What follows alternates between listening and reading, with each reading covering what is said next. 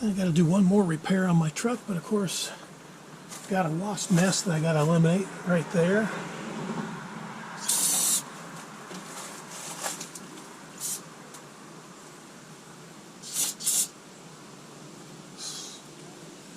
get you some brake cleaner, knocks them right out.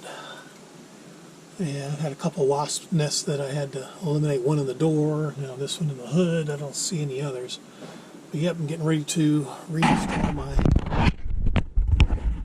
brake module.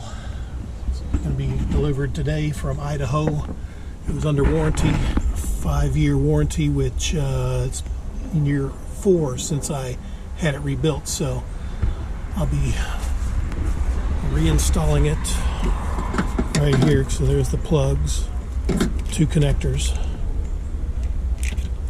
So yeah, we'll do that once it arrives. All right, it just arrived, so let's get this installed.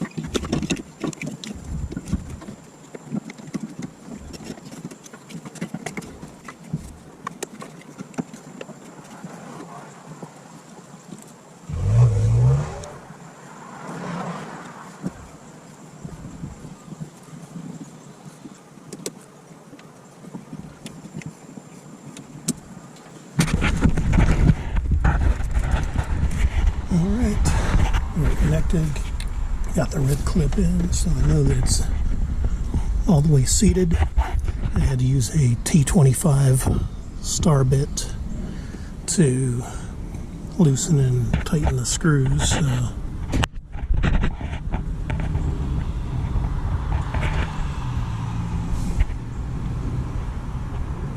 Yep, T25. We can get that there, so yep, use a 1/4-inch socket. It worked out well. So now we'll go ahead and clear the code and see how it works. Alright, so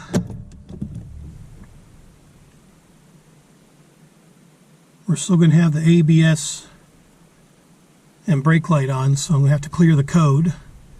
So I'll hook up my scanner to delete it.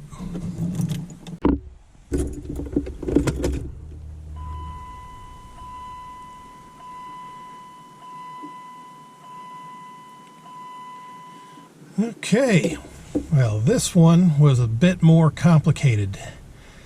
So tried hooking up my scanner to get rid of the ABS and brake light code, and it was staying on. And had a couple different scanners, including an Ansel 600, which is one of the top of the line ones. Couldn't clear the code. Well, come to find out, I had other issues going on with my brakes. Try and get this in the shot here. So ABS, brake light module was just replaced. Well, they discovered more issues. Master cylinder was completely empty of fluid. On top of that, there was no communication with the ABS module. They added fluid to the master cylinder, but had to bleed the brake system first. When they bled the brakes, they saw fluid coming out of the rear, left rear drum.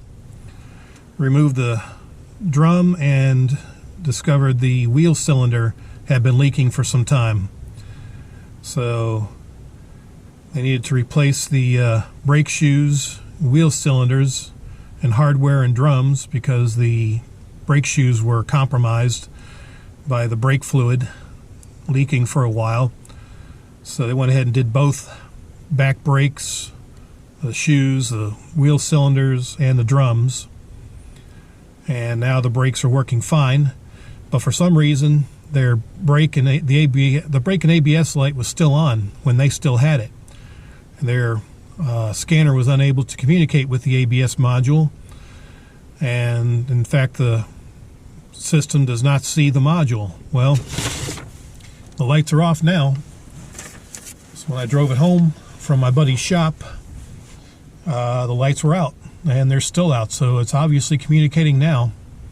But yeah, I mean, I think there was an issue with the module at first, but I was unaware of the brake leak, brake fluid leak. So that total bill came to $921.56. So yeah, money I didn't want to spend, but unfortunately, this truck's been sitting a while, and that's my fault. And now, the issues that I've, fixed previously were part of that reason. And this was the latest.